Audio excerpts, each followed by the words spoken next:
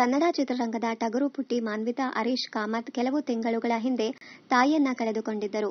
ಇತ್ತೀಚೆಗೆ ಖಾಸಗಿ ಕಾರ್ಯಕ್ರಮದಲ್ಲಿ ಭಾಗಿಯಾಗಿ ತಾಯಿ ನೆನೆದು ಭಾವುಕರಾಗಿದ್ದಾರೆ. ನನ್ನ ತಾಯಿ ಡಿಸೆಂಬರ್, ಜನವರಿ ತಿಂಗಳಲ್ಲಿ ಆಸ್ಪತ್ರೆಗೆ ದಾಖಲಾದರು. ತಿಂಗಳಿಗೆ ಸುಮಾರು 15 ದಿನ ಆಸ್ಪತ್ರೆಯಲ್ಲಿದ್ದರು. ಹೀಗೆ ಏಪ್ರಿಲ್ವರೆಗೂ ಆಸ್ಪತ್ರೆಗೆ ಸುತ್ತಾಟ ನಡೆದಿದೆ. ಬೆಳಗ್ಗೆ ಜಿಮ್ಗೆ ಹೋಗಿ ಅಲ್ಲಿಂದ ಆಸ್ಪತ್ರೆಗೆ ಬಂದು ಕತೆ ಬರೆಯುತ್ತಿದ್ದೆ. ಐಸಿಯುನಲ್ಲಿದ್ದಾಗ ಉಳಿದುಕೊಳ್ಳಲು ರೂಮ್ ಇರುತ್ತಿರಲಿಲ್ಲ. ಆಗ ಹೊರಗಡೆ ಕುಳಿತುಕೊಂಡು ಕತೆ ಬರೆಯುತ್ತಿದ್ದೆ.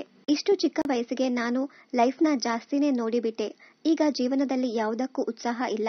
ಈಗ ಒಬ್ರು ಬಂದು 1 ಕೋಟಿ ಕೊಡ್ತೀನಿ ಅಂದ್ರೂ ನನಗೆ ಖುಷಿ ಇಲ್ಲ. ತಾಯಿಯನ್ನ ಕಳೆದುಕೊಂಡ ಮೇಲೆ ಜೀವನದಲ್ಲಿ ಕಳೆದುಕೊಳ್ಳಲು ಏನೂ ಇಲ್ಲ. ಅವರಿಗಿಂತ ಅತಿ ಹೆಚ್ಚು ಮೌಲ್ಯವಾದದ್ದು ಏನೂ ಇಲ್ಲ. ಎಲ್ಲ ಕಳೆದುಕೊಂಡಿರುವ ಜೀವನದಲ್ಲಿ ಈಗ ಜೋಪಡಿಯಲ್ಲಿ ಜೀವನ ಮಾಡಬೇಕು ಅಂದ್ರೂ ತುಂಬಾ ನೆಮ್ಮದಿಯಿಂದ ಇರ್ತೀನಿ.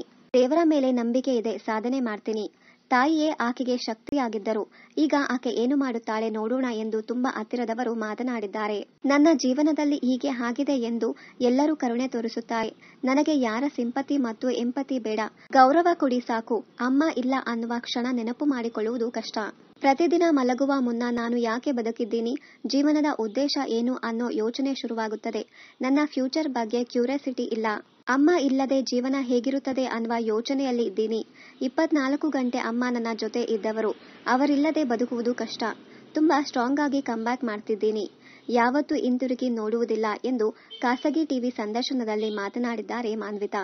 ಇನ್ನಷ್ಟು ಕನ್ನಡ ಧಾರಾವಾಹಿ, ಸಿನಿಮಾ ಹಾಗೂ ಬಿಗ್ ಬಾಸ್ ಕನ್ನಡ ಸೀಸನ್ 10ರ ಡೈಲಿ ಅಪ್ಡೇಟ್ಸ್ಗಾಗಿ ಚಾನೆಲ್ ಅನ್ನ ಸಬ್ಸ್ಕ್ರೈಬ್ ಮಾಡಿ. Thank you.